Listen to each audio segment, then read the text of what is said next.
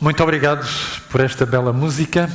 Ian Peter Stearns é o professor emérito na Universidade de George Mason. Ele é especialista em História Comparativa Social e História das Emoções. E foi o autor de um livro chamado A História da Felicidade. E nesse livro ele mostra como o ser humano lidou com a alegria e com a felicidade ao longo dos séculos. Por exemplo, no início do século XVIII, na Inglaterra e nas colónias que estavam associadas à Inglaterra, rir e ser alegre não era uma coisa que ficasse bem. Pelo contrário, as pessoas gostavam de ser melancólicas e tristes. E este professor mostra, inclusivamente, um diário de um pai de família em que ele dizia: Deus não permite alegria nem prazer, mas sim uma espécie de conduta melancólica e austera. E era assim, porque as pessoas, na sua teologia, pensavam que por serem pecadores, a ira divina e um Deus punitivo e severo exigia uma reverência à altura. E, portanto, a reverência não podia combinar com alegria nem com felicidade.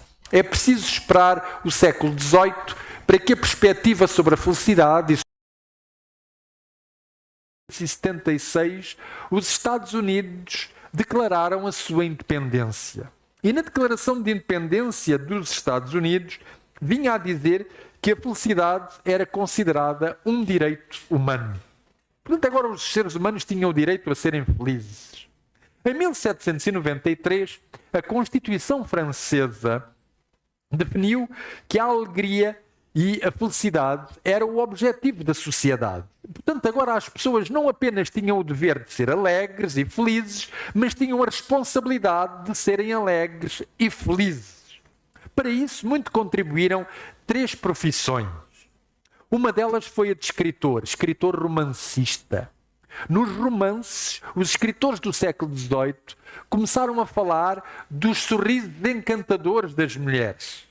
E logo, os homens que liam esses romances e as mulheres que liam esses romances percebiam que tinham que ter sorrisos encantadores.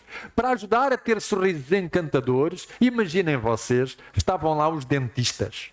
E os dentistas começaram por deixar de arrancar dentes e tratá-los. E trouxeram com eles dois produtos inovadores, os palitos e a escova de dentes, para as pessoas poderem ter dentes branquinhos. Mas ainda faltava um toque especial. Esse toque especial foi dado pelos cosméticos. E os cosméticos trouxeram o batom. E a mulher, ao pôr o batom e ao sorrir, faz sobressair os dentes branquinhos. Por isso, a partir de agora, quem sorria no século XVIII declarava não apenas que era alegre e feliz, como também declarava que estava a utilizar os produtos que a sociedade disponha para que esse sorriso e essa alegria e essa felicidade ainda fossem mais efetivos. Deus nunca deixou de associar a religiosidade à alegria. E por isso, se os irmãos forem ao livro de Números, ao capítulo 10 do livro de Números, Números capítulo 10, nós vamos ler o versículo 10 também. Números capítulo 10, o versículo 10. E diz assim: da mesma sorte, no dia da vossa alegria e nas vossas solenidades e nos princípios dos vossos meses, também tocareis as vossas trombetas sobre os vossos holocaustos, sobre os vossos sacrifícios pacíficos, e vos serão por lembrança perante o vosso Deus. Eu sou o Senhor, vosso Deus. A palavra hebraica que está aqui para a alegria é a palavra shimra, da mesma raiz, samra, que nós encontramos, por exemplo, no Salmo 122. Alegrei-me quando me disseram, vamos à casa do Senhor. E nesta passagem do livro de Números, a alegria está equiparada com o toque das trombetas. Ora, o toque das trombetas era importante, porque o toque das trombetas convocava toda a gente. E podia convocar toda a gente para situações de perigo, como por exemplo a guerra, ou para situações de solenidade, como por exemplo as festas religiosas. E ao convocar para as festas religiosas, esta passagem associa o toque das trombetas com a alegria. E, portanto, a vida religiosa em Israel deveria ser uma vida onde a alegria transparecesse. Já vamos ver qual era o tipo de alegria. Embora isso nem sempre tenha sido a realidade na experiência religiosa. Justamente porque quando as pessoas se dão conta da sua pecaminosidade, erradamente elas pensam que a alegria e a felicidade parecem ser um desafio à reverência divina. E isso aconteceu com o povo de Israel. Quando eles regressaram do êxodo do cativeiro babilónico, eles tinham tanto medo de voltar a fazer erros que levassem a um castigo divino, que eles resolveram colocar barreiras, proteções, que impedissem as pessoas de voltar a fazer o que era errado contra Deus. A essas barreiras e proteções chamámos-lhes regras. E o povo judeu tinha 613 regras. Nós fazemos exatamente a mesma coisa hoje, irmãos, a mesma coisa. No nosso medo de pecarmos contra Deus, nós colocamos regras. Regras de vestuário, regras alimentares. Não conto com aquelas que estão em Levíticos 11. Outras regras de comportamento. Nós somos peritos em colocar regras. E essas regras agiram na alegria que Deus gostava que o seu povo tivesse, como uma cobra constritora. Os irmãos conhecem as cobras constritoras? Não. Não sabem do que eu estou a falar. Há aqui algum desbravador que conheça cobras?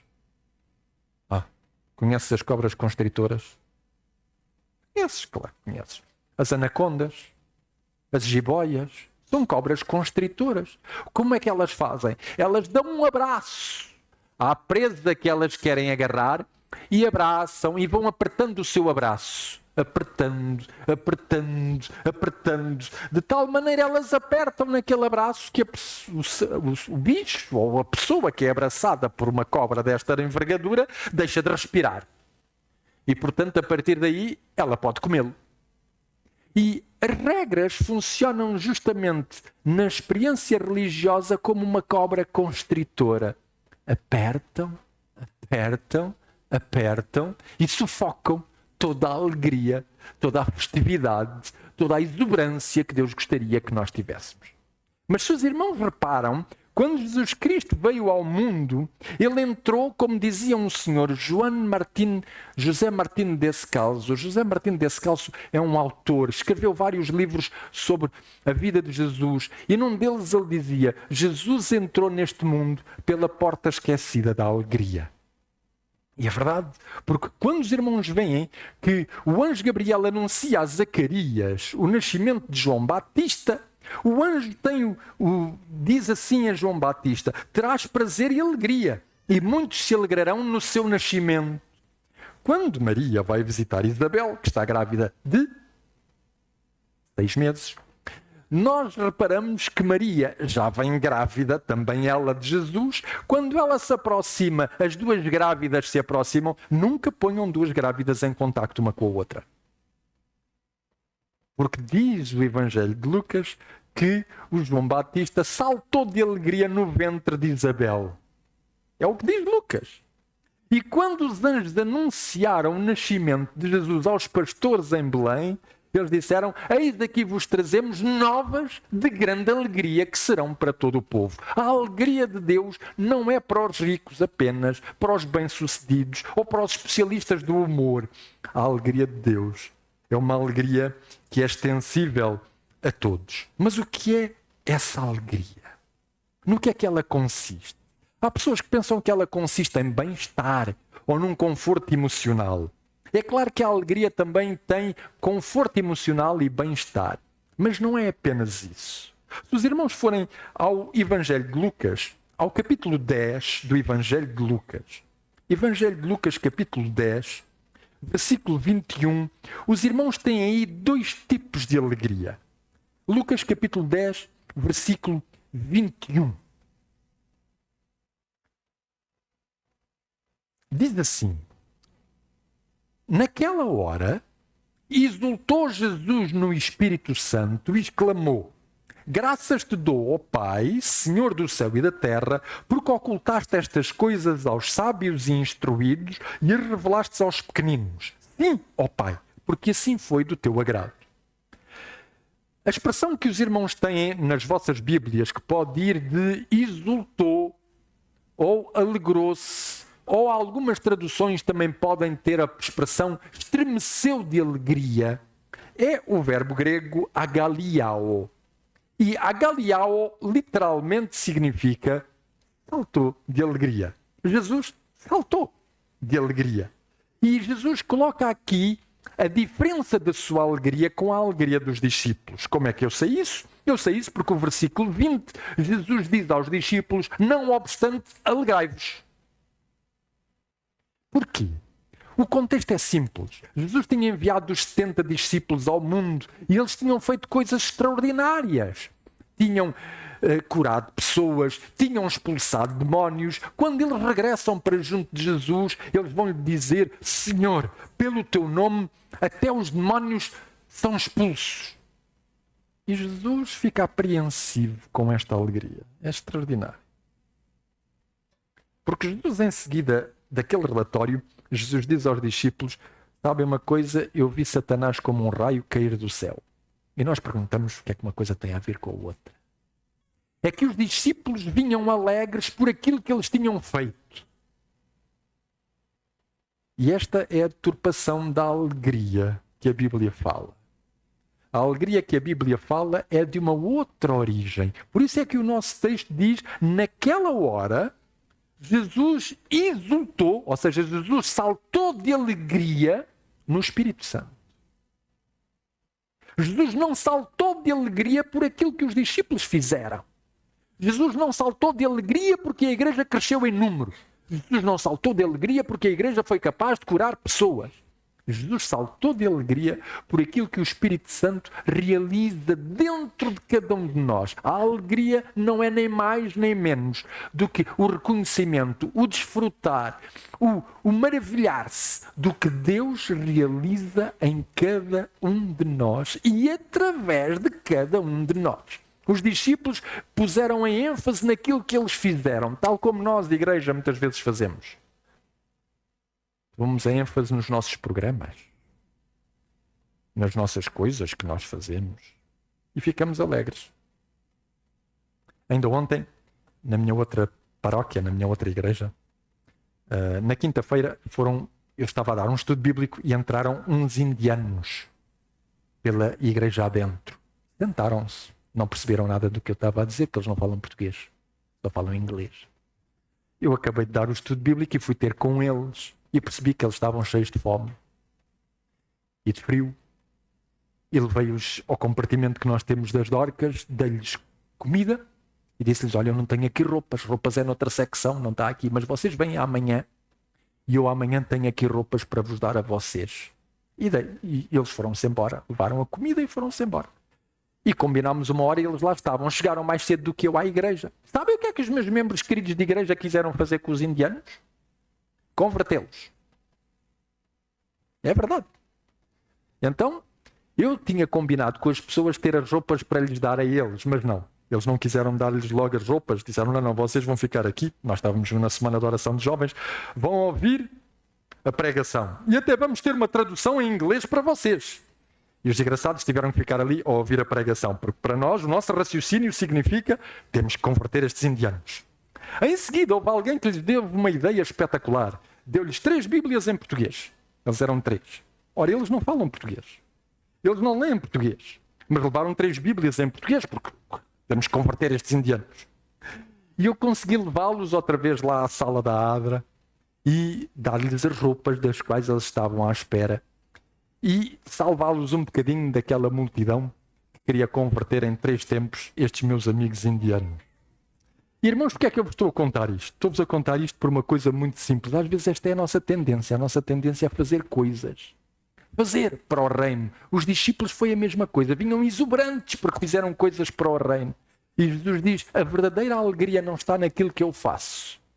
A verdadeira alegria está naquilo que eu desfruto do que Deus faz em mim.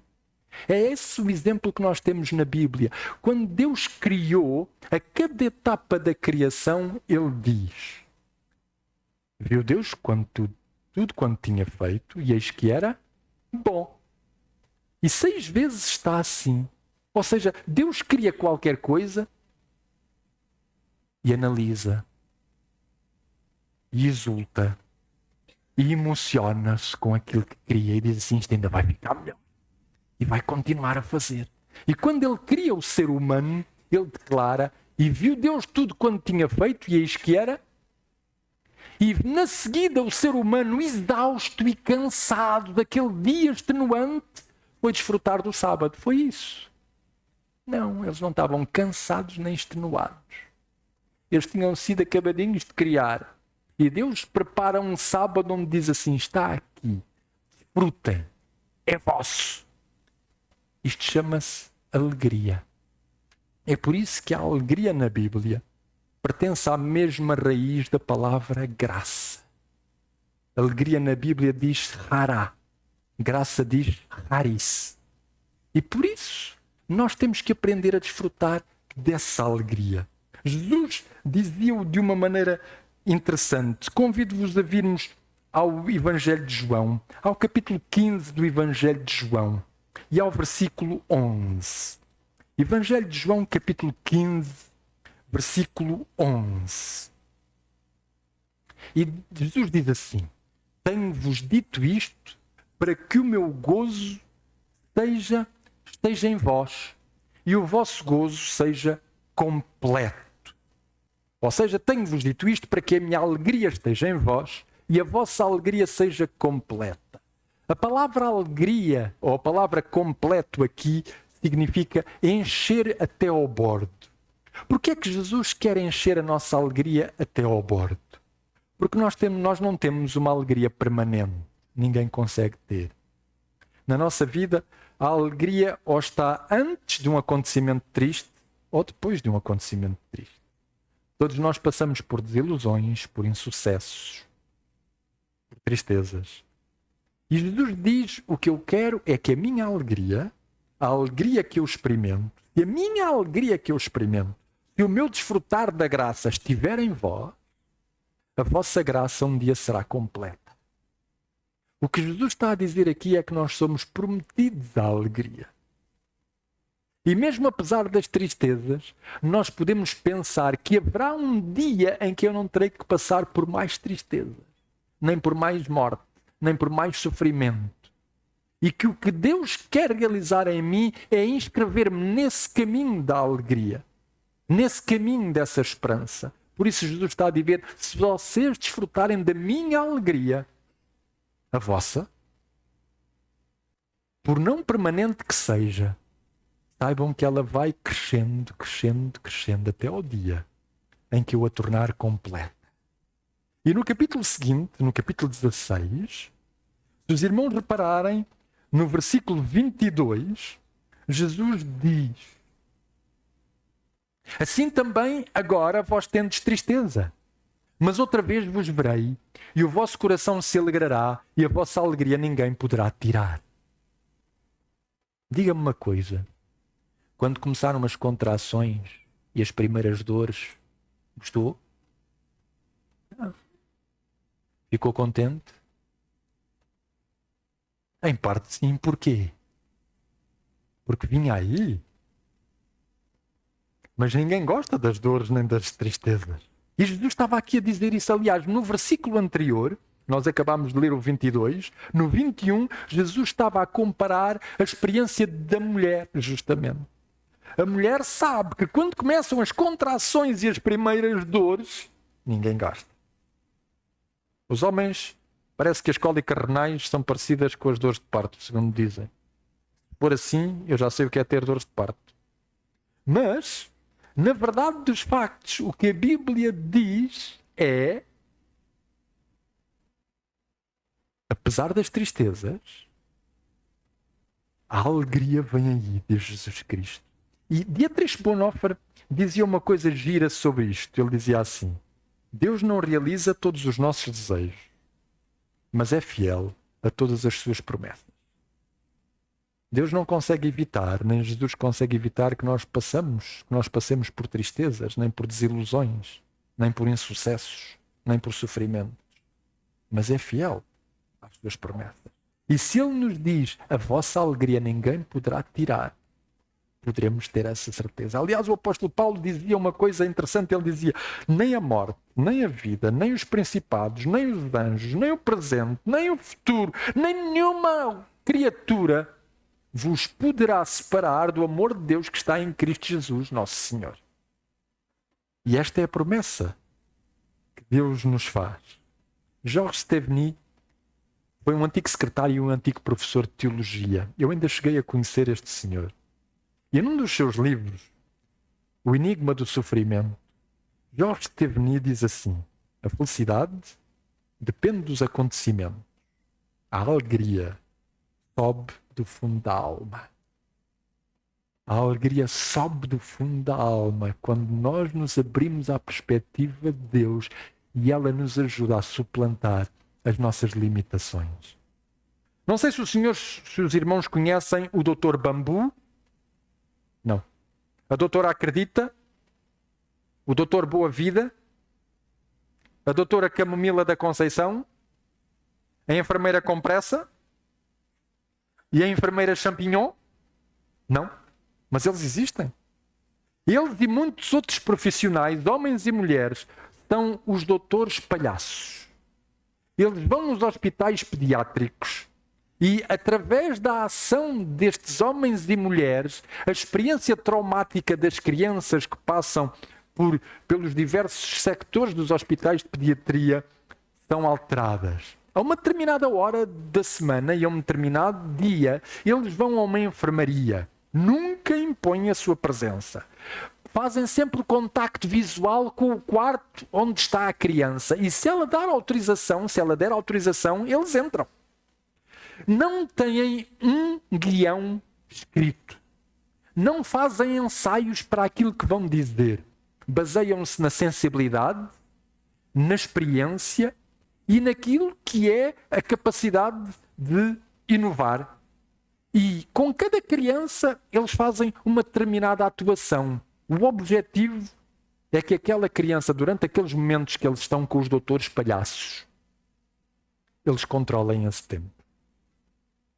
Porque quando eles estão no hospital, eles não controlam mais nada. É a doença que os controla a eles. São os outros que dizem a que horas é que eles têm que tomar os medicamentos e o que é que eles têm que fazer. E pelo menos naquele momento, eles controlam qualquer coisa na sua vida. E o objetivo destes doutores palhaços é fazer com que as crianças possam ver a sua experiência hospitalar de uma outra maneira. Através da alegria, Deus vem ao nosso ser doente para nos ajudar a ver as coisas de uma outra maneira. Deus ajuda-nos a descobrir a diferença que a sua presença pode fazer na nossa existência. Só há um detalhe para que esta alegria possa ser uma realidade na nossa vida. E há um senhor que diz isto muito melhor do que eu. Por isso, eu tirei a frase dele. A frase é dele. Chama-se José Tolentino Mendonça. E no seu livro, Nenhum Caminho Será Longo, José Tolentino Mendonça diz assim: a alegria tem a ver com uma essencialidade que só na pobreza espiritual se pode acolher. Só na pobreza espiritual se pode acolher. Ou seja, só quando eu me abro concretamente à graça de Deus e lhe digo: Senhor, eu preciso da tua alegria. É que como graça, como dom, ela faz crescer na minha vida.